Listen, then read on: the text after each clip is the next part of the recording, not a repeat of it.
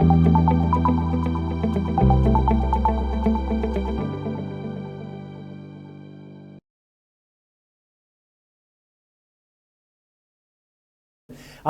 you for coming this afternoon or attending online if that's how you're accessing this. I did reflect on the fact that when I started teaching accounting, the Bombers were the reigning premiers and Friends was about to start. So you can do the maths on how long ago that was. As a Bomber supporter, it feels a very long time ago. I know that there are people out there who've been doing it longer than me, but this is my 25th year as an assessor, and I kind of should be getting good at it by now. A couple of things that today is not. Today is not what is going to be in the examiners' heads next year and beyond. I would not dream of guessing what was in the chief examiner's head. That is something that is worked out when we see an exam. And like all of the other assessors, I'll follow the chief examiner's directions for that. It's not the way we're going to teach this either, but it is the way we've made sense of the changes to the study design. We've kept some good features that we hope you like in our books, but we've also made some changes to accommodate those. So as a result of today, I'm going to share what we do know, what we might do and things that how we might approach things next year, and also some other things we might need to consider where the answers might not be absolutely clear. As I have a habit of doing on almost all the presentations that I do, I've stolen this idea from, his name's just gone out of my head, from Guy Claxton, who's a UK educator, who says, from today, hopefully you put things into one of three baskets. The things where you go, yep, I had already thought of doing that. The things where you think, yeah, that's probably worth thinking about. And then if you've got some other things where you think, I'm absolutely not doing that, that's ridiculous, well, that's okay as well. Hopefully there won't be so many of the latter category. Now, one of my Year 10 coordinators have told me that this is lame, but this is my graphic to represent the changes to the study design. If you look at the car, it's a Mini Minor, and that is a picture of David Bowie from his single Changes, because the changes next year are relatively minor. It was not a root and branch revision of the study design like the previous one.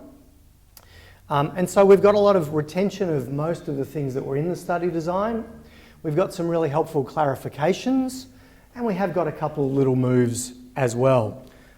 In summary, these are the changes that we've identified to the study design.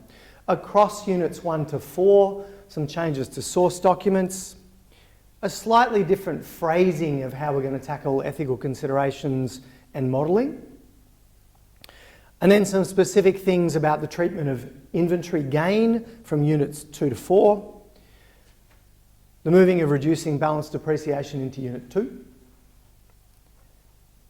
the moving of doubtful debts from unit 4 into unit 3, which is worth thinking about, and then a clarification about the GST on the sale of a non-current asset. There's not heaps to change. As a consequence, we've kept a lot of stuff in the textbook as it was. So if we go through these things in turn, this is the paragraph from the current study design, and in fact, that is just a show of hands for people at home. Please put up your hand. People in the room have looked at the study design, yes? Yep, cool. The link is there for those playing along at home. This is the phrase about the documents that are going to be used by a business. There had been an increasing emphasis on EFT in the previous study design. That will continue into this one. The thing that's missing from this list, all those other terms, all those other kinds of business documents were covered in our previous edition. The thing that's missing is checks. And I don't think that's a surprise to kind of anyone. I know that there was a question on a NAPLAN preparation that I saw, which was asking kids to say, if you had $20 and you had to buy these 3 things, how much change would you get? To which the kids are probably going, well, what is change? Don't you just tap? Checks, I think, are moving into that domain as well. So if there's no checks, we need to think about what's going to replace them. EFT transfer documents is the most obvious example to that, and this is just one that I've pulled out of I think Unit 1, our Unit 1 and 2 book, where we've got document numbers on there to use. One of the issues I suppose it's worth us considering is how we verify the GST, but verifying the GST from a check butt has always been impossible. We've always needed the tax invoice related to that check butt to verify the GST, so in some ways I don't know that that's much of a change for us. The other thing to keep in mind is that it's only really going to be related to narrations in general journals. Otherwise, the debits and credits are going to be as they've always been. We don't have to make decisions about which special journals these things go into any differently. And in Units 3, 4, it's really that narration. So on a tax invoice like this one, which you can tell is written by me because it's called Fables Energy and it has 3 of the members of REM. And some of you who know your REM albums will know that there is a great album called Fables of the Reconstruction. Anything to do with Richmond Footy Club is a Richard Hardy special. That's just a tip about who's written the exercises. And we've got a document number on here as well. I should have warned you there's cheese with this presentation. So I don't know that this is a substantive change, but it will be something that influences how we present some of our cash transactions. In terms of modelling, this was introduced in the current study design, and the language is, well, it's not really that different. I mean, this particular paragraph talks about its use, the validity of using ICT for modelling, but we're really talking about what's the likely outcomes of a decision. If we go back and look at how it's come up on the exam so far, well, we've got this as a consideration in all of our units. The verbs that have been used with these kinds of questions in previous exams have all been things that we've always asked students to do. Things like calculate, recommend is a little bit new, justify something or explain something. And when we sat down to write these exercises, we realised that simply saying model the effect of was not actually going to give that much direction to students. Kids will, of course, my context is secondary schools and I talk about kids. I know that we've got people who are not kids doing VCE accounting as well. But usually when we're getting students to do these things, we will give them an answer booklet as well, and that's a guide as to how they present it. In last year's exam, there was a table. So students knew they had to fill in the table with a whole lot of numbers. But what we've decided to do is use both of those verbs. So we're flagging that we're doing some modelling. We're calculating some stuff based on what might happen, but we're giving a bit of direction as well. So we're going to model something by calculating something. And that way students have got a bit more direction about what they actually have to do. This particular question here is out of the 3-4 book. It's clearly a comparison of FIFO and identified cost methods, which is a really obvious place to do some modelling of differences. The one underneath, model the potential outcomes in figures that will occur in the financial reports due to the method used. Justify which method you would recommend to allowed as is a similar kind of thing. And in concert with the way the pro formas are presented, give students directions as to what they do. But again, I'm not sure this is a substantive change. I think it's probably a perspective that we would have brought to things, and so that whenever we're looking at alternative strategies, we're asking students to think about what might be the likely consequence of these two different actions. P.S. People in the room, if there's questions you want to ask at any point or comments you want to make, please jump in. I'm very mindful that I'm standing in front of the microphone, but there's a lot of expertise in this room, and you might have some really good perspectives that are worth everyone hearing about. In terms of ethical considerations, again, it's a relatively new addition to the course, but the examiners, I would say, have done a really, really good job of signposting where it can be applied and the kinds of considerations we're talking about. A good thing, I think a good thing about this iteration of the study design is a bit more direction to students around when they might consider these ethical considerations.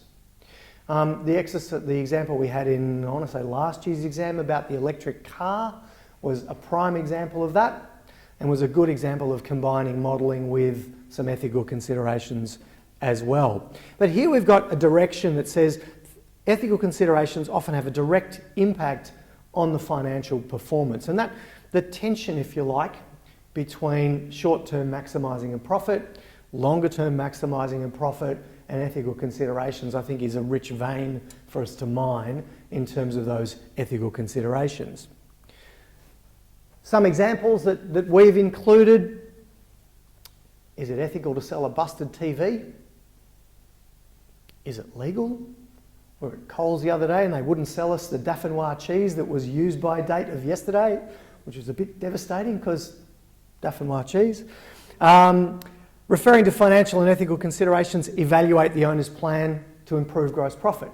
So again, it's that linking of modelling and ethical considerations, and then an option of changing to an interstate supplier. So at least one of those is out of our current version of the textbook, but I think one of them is a new one as well. And again, I'd question whether it's a substantive change. It's kind of more a lens that we're looking at our course through, and looking for opportunities to flag these ethical considerations. To some nuts and boltsy type stuff, which really for us means recording and reporting. There is a clarification in the new version of the study design about recording inventory gains. And all I've done here is taken directly from the study design which section? Characteristics of the study, is it still called that? I'm looking at you, Daryl, because you'll know that. At the start of the study design, clarifies some of these approaches. There were a couple of different ways we could have recorded an inventory gain. In terms of materiality, they probably didn't make a lot of difference, but in terms of what our kids were going to do, they certainly did. So that's been clarified as using the last price recorded in the in column. It speaks to faithful representation. It assumes that if we've got something extra, we must have just got it. It is going to be different to how they're recording a sales return. There's no change to the way we're recording sales return, but it is going to be a difference in recording a return versus a gain. Of course, we've adjusted our exercises to show that. So just as an example, we're going to be using this valuation for an inventory gain because it's the most recent one in the in column, but it's an inventory card. We know from reading the reports from the chief examiner, inventory cards are usually something that kids do pretty well. And the examiners are usually really good. The report from the chief assessor. The reports from the examiners are usually pretty good at having a few easy hits in the exam by putting in some inventory cards. Yeah, question? Quick question, what if there's no purchase? The question was, what if there is no purchase? I'm going to be really pragmatic here. In practice, we would be able to go back and see the previous month. If there's none shown, I don't think the examiners would do that. I think they've been pretty good at recognising the constraints of our study design. And I would then say that the assessing process, having done it for a long time, the assessing process is really good at taking into account where we've got rules in the study design that kids simply can't apply in a particular example.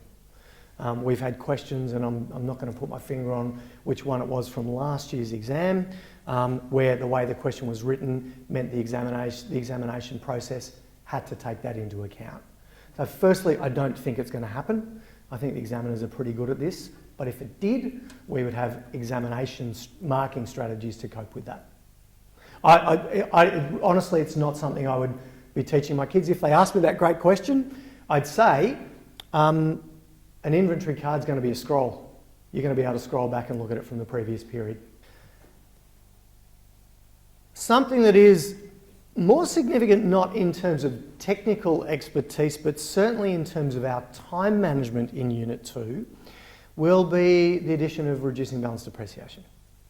It's going to open up some rich questions about comparisons, about changing methodologies, about modelling the effects of each method, about the ethics of which method is a better one to use and whether we should change. We're not going to need to record in Unit 2, because all we've got as recording in Unit 2 is, well, journals and inventory cards. And accounts receivable and payable records.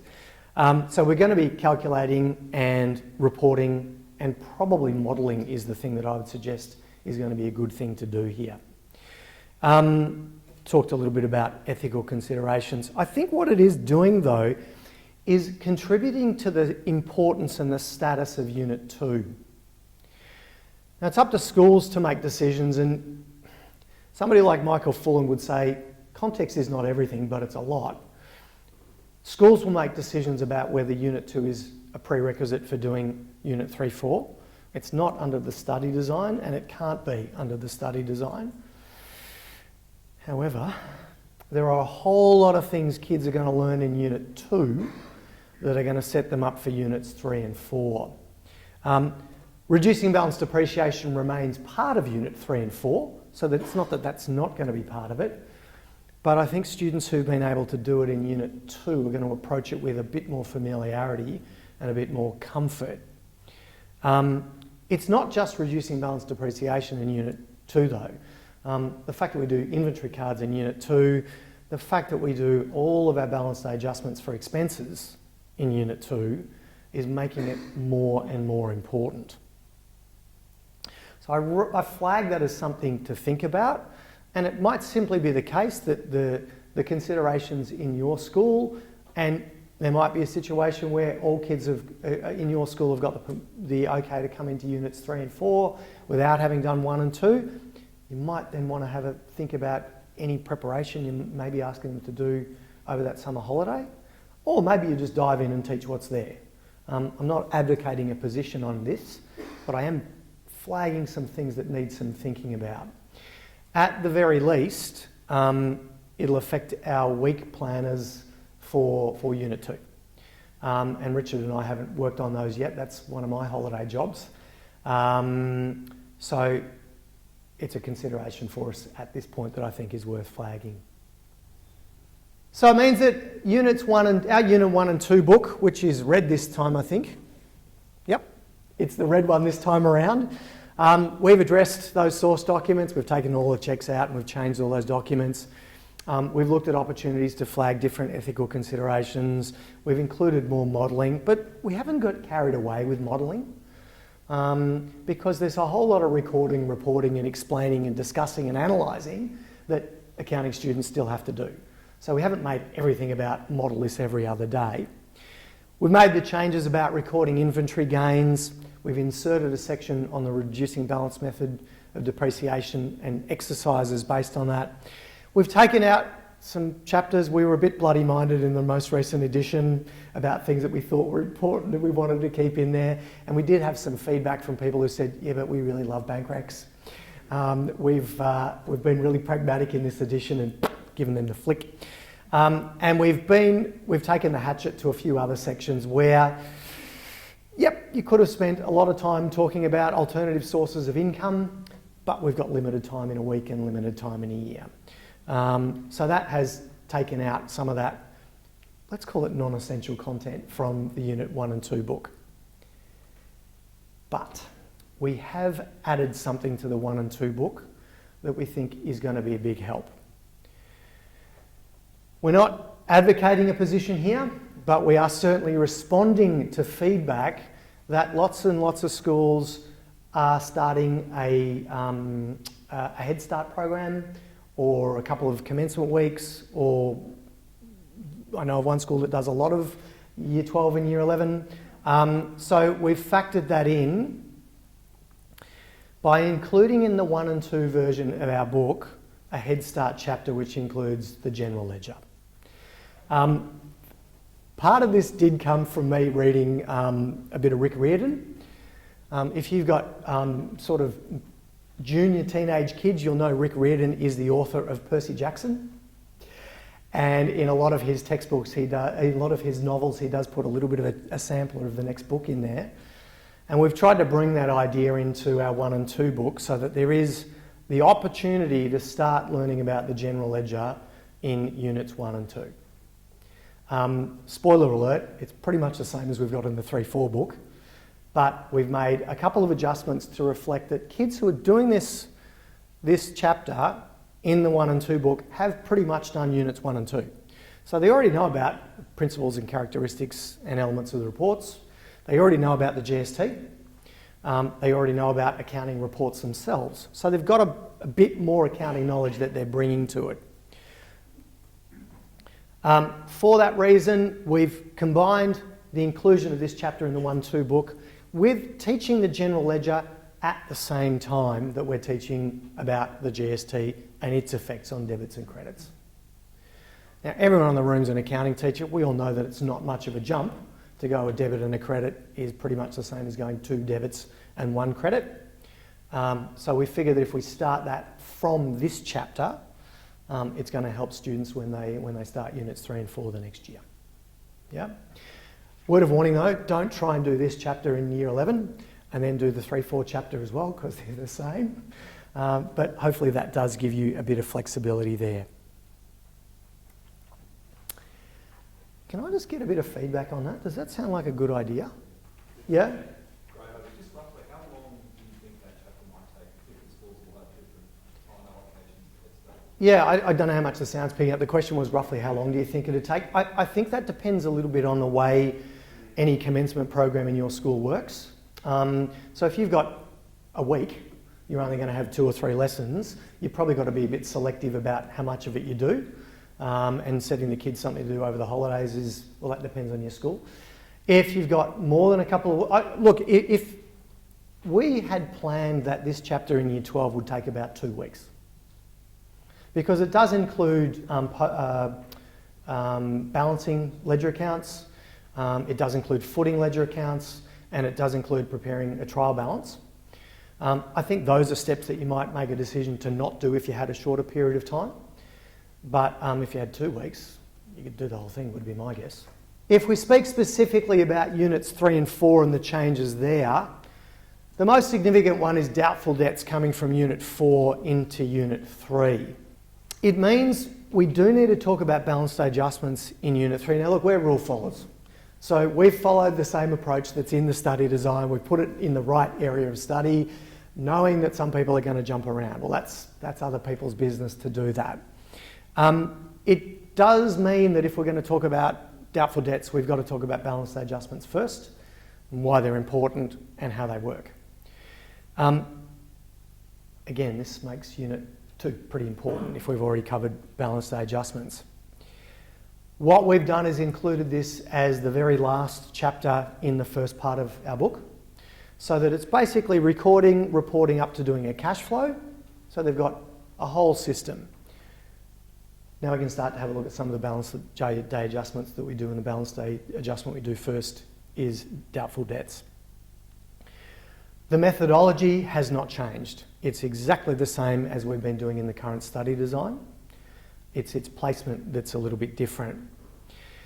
We've then gone through and, all those later exercises where you get the kids to do some reports from an adjusted trial balance, well, we've made sure we've updated those to include some kind of reminder about allowance for doubtful debts and bad debts. It does mean we've got to consider how we manage Unit 3 though. It's a bit bigger, which again leads to this. If you've got the luxury of doing this a bit earlier, then I'd recommend that. I hope I'm not breaking any VCAR rules about that. And I say this with all the authority of the dude who wrote a book and not the VCEA. Has anyone had any other thoughts about the idea of doubtful debts coming into 3-4? Do we know their rationale? The feedback I've had is a little bit about bringing together... There's a lot of recording for accounts receivable in Unit 3. So it does allow you at the end of Unit 3 to go, here's a lot of stuff you know about accounts receivable, bring it together. And since the abolition of the special journals in Units 3 and 4, the focus has really fallen onto let's do this ledger account by ledger account. It's actually the reason why we completely rejigged our textbooks for the current study design. I think that's part of it. And there's also the idea of, well, who is starting early? It's a bit like standing up at a concert. If everyone else is doing it, then you've got to respond to that. Yeah. The question is, where have we got closing the ledger? So we've stayed with record in the general ledger, learn how to close the ledger, prepare simple reports, then do a cash flow statement. So that is almost a complete accounting process. And then we've done balance day adjustments for doubtful debts. Yep. And you can have, there's a sample up here, you can have a squeeze at it in terms of how. So we've kept closing the ledger pre-balance day adjustments because of ABC, adjust before closing, but we've taught them how to close first because that seems like an easier step. That's the way we've done that. Yep. So GST on cash flows, there will be GST on the proceeds from a sale, not the proceeds from a trade-in. That's what the new edition of the study design says. I think it's a clarification as much as anything. It was probably in the advice to teachers, but it's now codified. One of the questions that raised for us then is, how do we classify that GST in the cash flow statement? Now, if you look at the standard, it says if you can identify the GST with a particular area like investing activities, then put it there. However, we're doing this for mainly kids who are 17 and 18, and there are a whole lot of things in our course that are simplifications. In the current course, we treat the GST on the cash purchase of a non-current asset in with all of our operating GSTs. It's my guess that that is how we will treat the GST on the sale of a non-current asset. Do I know it for certain? No, not the chief assessor, and it's not specified in the study design. But I can see that I know that the chief assessor loves consistency, and I can see that there's a rationale for doing it this way. So this is our guess regarding it. What does that mean in terms of our 3-4 book? This is a summary of what we've taken in, got rid of the checks, looked at ethical considerations and modelling, amended the way we're recording inventory gains so it's compliant, moved the doubtful debts chapter, we've talked a bit about that, and adjusted later chapters to take that into account, and then adjusted the way we're recording GST on the sale of the non-current asset. That's kind of it though. That's the extent of the changes to the study design. This is as cheesy as my other image. This is, I hope people can recognise that this is Led Zeppelin from their film. Anyone want to have a stab at what the film is called? The film's called The Song Remains the Same. And a whole lot of stuff about our course and therefore our books stays as it is. And I'm mindful of this kind of approach here. So old mate McAvoy didn't just keep swimming laps and laps because he knew he was going to be sprinting for 50 metres. So he changed his training to be the way he was going to play. And that's certainly been a design principle in terms of the way our books are written. Things that we've kept. So we're teaching to the study design. We've put the study design in the start of every chapter. We hadn't done that before. We'd had out where we are headed, but we hadn't been as explicit to go, here it is. So I know that in some places teachers provide the study design. It's in the book. We've kept our learning intentions, but we've changed the heading to make it more text, more edu-speak. We've kept the key terms that are defined in each chapter. I don't know if you found these flowcharts of the accounting process helpful, but I certainly did, particularly when we get questions like an element of the recording process, and kids want to talk about a cash flow statement, just having that clear. And of course, we've updated all of our source documents. We've kept things like the flags for ethical considerations and kept our study tips as well, which is based on our experience as teachers of accounting and as assessors for a while. We've kept the margin definitions. They seem to be pretty popular, and also the glossary at the back of the book. The photos, I think, give a bit of context and help kids see what they're learning about at any particular moment. And a bit about where have we been. So we're trying to bookend our chapters so students can have an idea about what they've been learning about.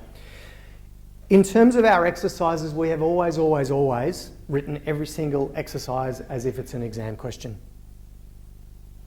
They have always been graduated from things that are pretty straightforward skill exercises to application later on.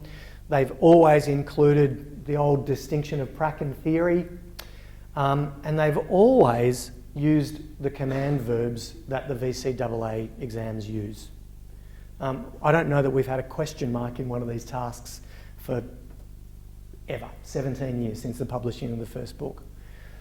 Our focus in these has always been to have mini exam experiences because, let's face it, that's what our students are going to be doing at the end of Units 3 and 4. And I think there's a lessening of the cognitive load when kids know the shape of what they're going to be asked to do.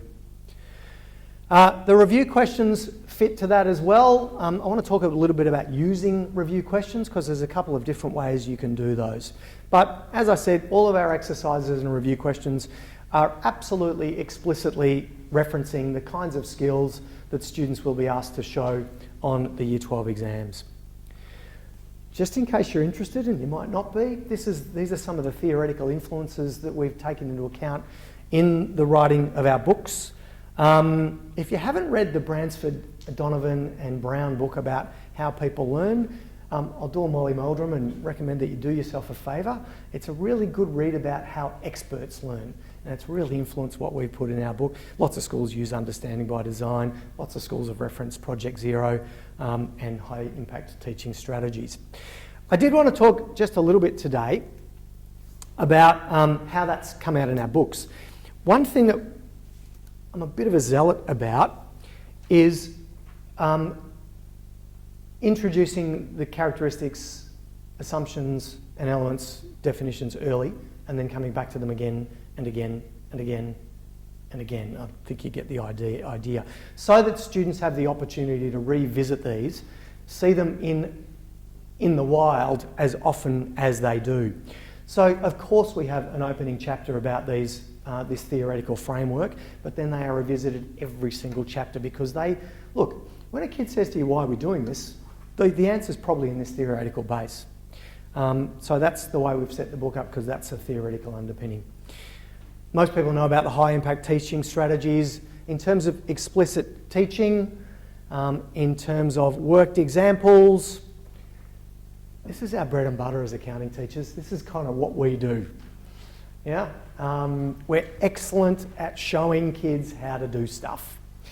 Whether it's recording transactions, whether it's preparing reports, I wouldn't say I was almost going to do a Trump impersonation, I'm not going to do that. I wouldn't say we're the greatest of all time, but we're pretty good at it. And right from the start where we decided to incorporate the use of colour in our textbook, that was in our thinking. So the ability to track a transaction through a journal from a document or from a document into, in this example, a formula to calculate an accounts receivable or payable balance at the end, that has continued.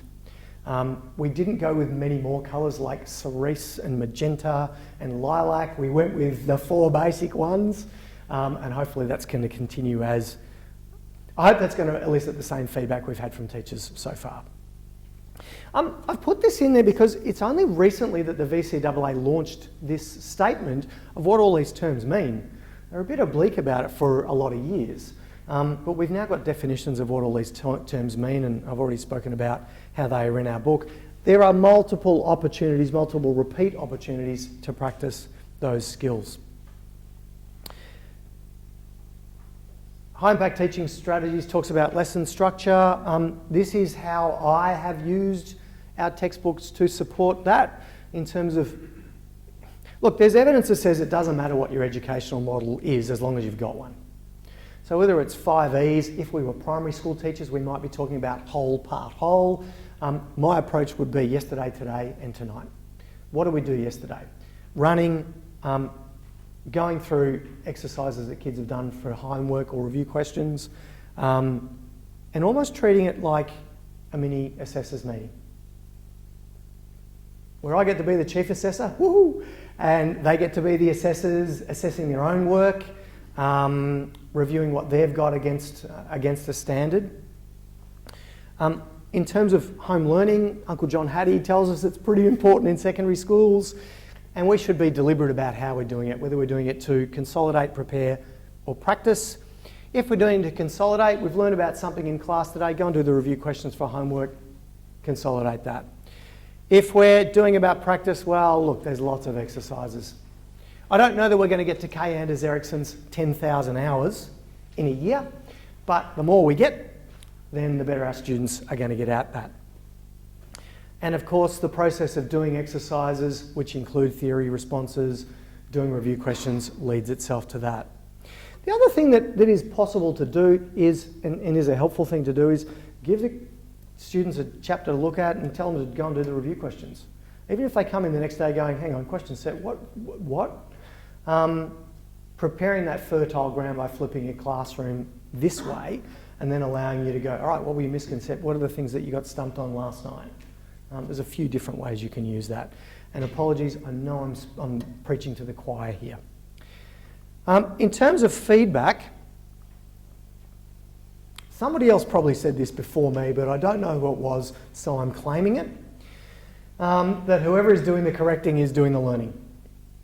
Correction is awesome for us to learn what our kids understand and don't understand and what they can do and need to get better at. But it's really powerful for them to do as well. So having them correct their own exercises, having them correct their own review questions when we provided some model answers, I think is a really good way to go.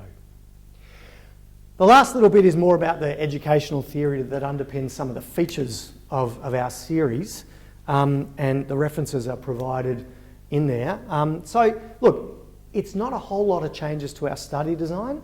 I guess we get to consolidate a bit ourselves from 2025 to 2029 after a bit of a weird 21-22. I think the changes make sense. I think the changes have been expressed clearly. Will there be things that come up in this study design that we haven't anticipated? Absolutely. And a lot of those will get driven by what our students ask us.